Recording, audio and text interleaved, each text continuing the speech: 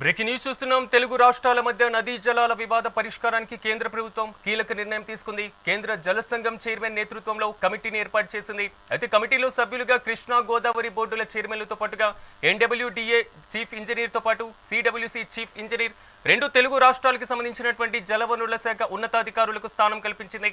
నదీ జలాల వివాదాల పరిష్కారానికి కమిటీని జలశక్తి శాఖ నోటిఫై చేసింది.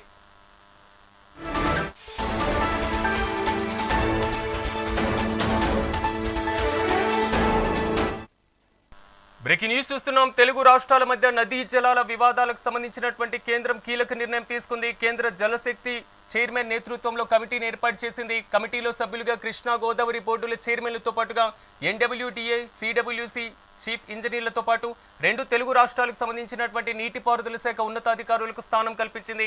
ఈ మేరకు కేంద్ర జలశక్తి శాఖ నోటిఫై చేసింది. ఇక ఈ అంశానికి సంబంధించి మరింత సమాచారం మా ప్రతినిధి వెంకటరెడ్డి అందిస్తారు. వెంకటరెడ్డి, చెప్పండి. కేంద్ర ప్రభుత్వం కీలకమైనటువంటి నిర్ణయం తీసుకున్నట్లుగా తెలుస్తుంది. విభజన చట్టంలో నదీ జలాల అంశం అత్యంత ప్రాధాన్యత కలిగింది. పూర్తి అప్డేట్స్ ఏంటి? Good evening Siraj.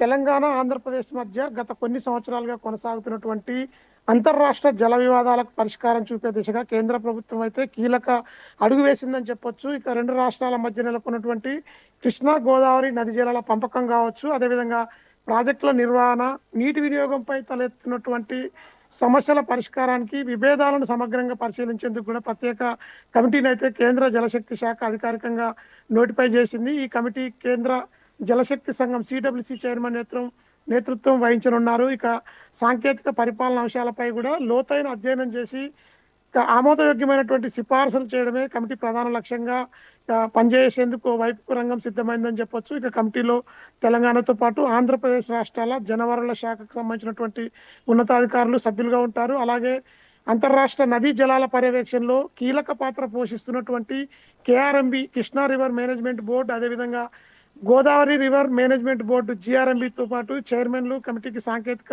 సహకారం అయితే అందించేందుకు సిద్ధం చేశారని చెప్పొచ్చు. దీంతో పాటు national water development agency NWDA కూడా, సెంట్రల్ వాటర్ కమిషన్ సిడబ్ల్యూసీకి చెందినటువంటి చీఫ్ ఇంజనీర్ల సహకారంతో కూడా కమిటీలో సభ్యులంతా కూడా ఇక సమస్యల పరిష్కారానికి అయితే కృషి చేసేందుకు ఓవైపుకు రంగం సిద్ధమైందని చెప్పొచ్చు.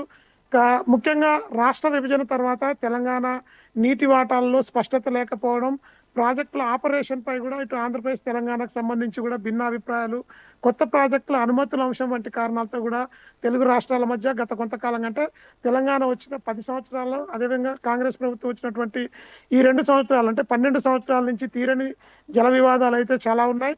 ఈ నేపథ్యంలో రాజకీయ జోక్యం అనేది జల వివాదాల మధ్య లేకుండా టెక్నికల్ అండ్ ఇన్స్టిట్యూషనల్ విధానంలో సమస్యలకు పరిష్కారం చెప్పే విధంగా కూడా ఇక ఈ కమిటీని ఏర్పాటు చేస్తున్నట్టుగా తెలుస్తోంది. కమిటీల సూచనలు కేంద్ర ప్రభుత్వానికి నివేదిక రూపంలో కూడా అందించేందుకు మొత్తం కూడా ఈ కమిటీలో ఉన్నటువంటి సభ్యులు పనిచేయాల్సి ఉంటుంది. మొత్తానికి తెలంగాణ, ఏపీ మధ్య ఉన్నటువంటి జల వివాదాలకు శాశ్వత పరిష్కారం చూపే దిశగా కేంద్రం తీసుకున్నటువంటి నిర్ణయం రెండు తెలుగు రాష్ట్రాల భవిష్యత్తు జల భద్రతకైతే కీలక మలుపుగా ఉండబోతుందని చెప్పి నిపుణుల కమిటీ అయితే భావిస్తున్న సందర్భం అయితే ఇటు నెలకొని ఉందని చెప్పొచ్చు సిరాజ్.